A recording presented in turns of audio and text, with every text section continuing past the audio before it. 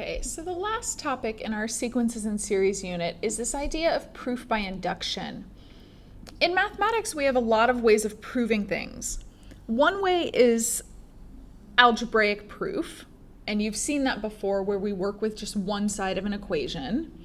Another way is proof by contradiction, where you just find one example that shows that your statement is not true. And another kind is proof by induction. So proof by induction is similar to this idea of domino stacking.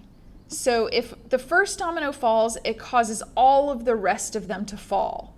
So proof by induction is where we're looking at things in order, and if each of the previous steps is true, it means at the end, the final expression must be true.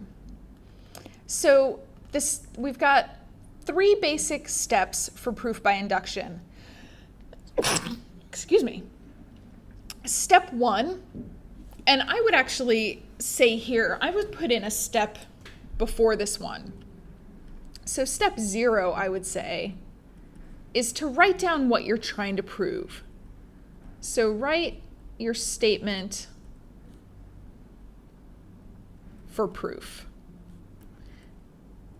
And I normally call that my P sub n statement.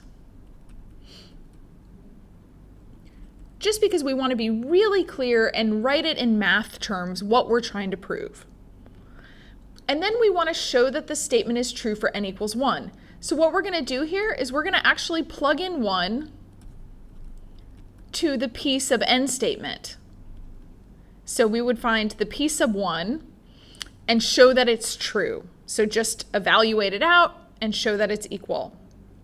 The next thing we're going to do is we're going to assume that it's true for some n equals k. And we actually have to write this down, and the key word here is assume. So assume n equals k is true. So those are the words that have to be written on your paper. So I would normally write assume true for n equals k. So then our P sub k statement I would write down also. Then P sub k is blah, blah, blah, is true.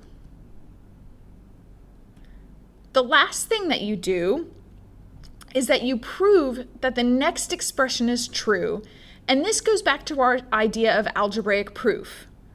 So we're going to plug in k plus 1 and use this line somehow to get a true statement. So I'm going to show you what that looks like.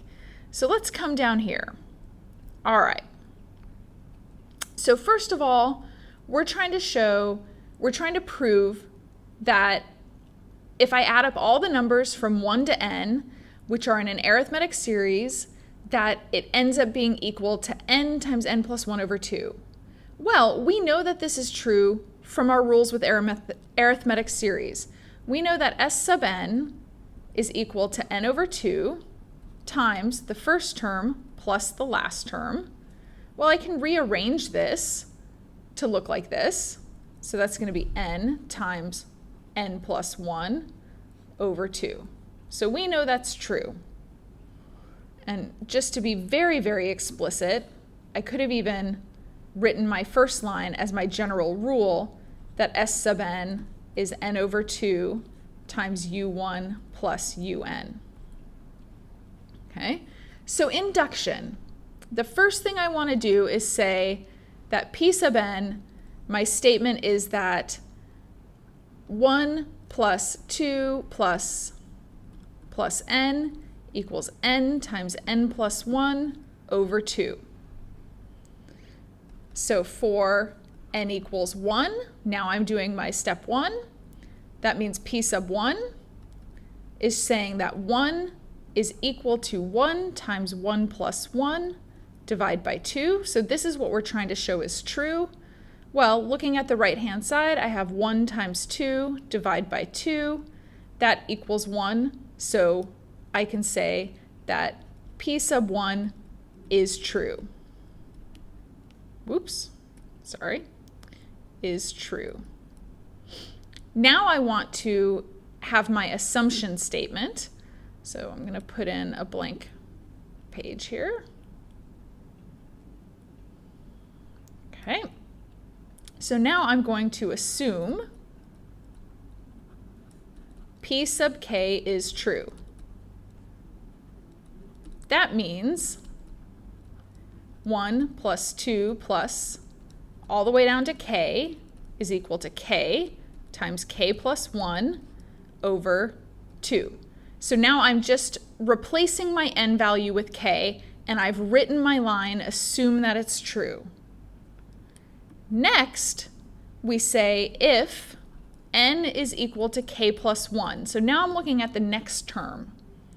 So if n is equal to k plus 1, I want to show that 1 plus 2 plus k plus 1, so I'm going to the next term, is equal to k plus 1 times k plus 1 plus 1, that's k plus 2, over 2. So, like with any algebraic proof, I want to work with only one side until it equals the other side.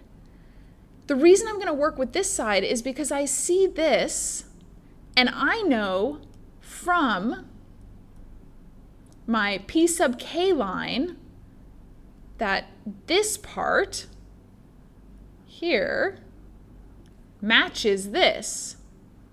Because I've assumed this is true, I can replace all of this with this.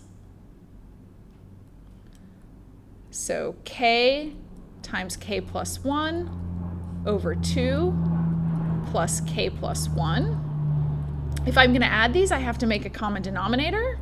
So k times k plus 1 over 2 plus 2 times k plus 1 over 2. All right, I'm going to keep adding this. This is going to be k squared plus k plus 2k plus 2. That's all over 2. This is k squared plus 3k plus 2.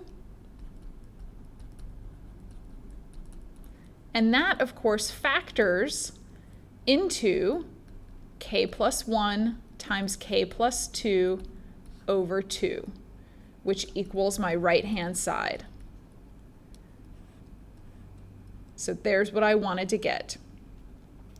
Since I've shown this line to be true, that must mean that my original statement is true.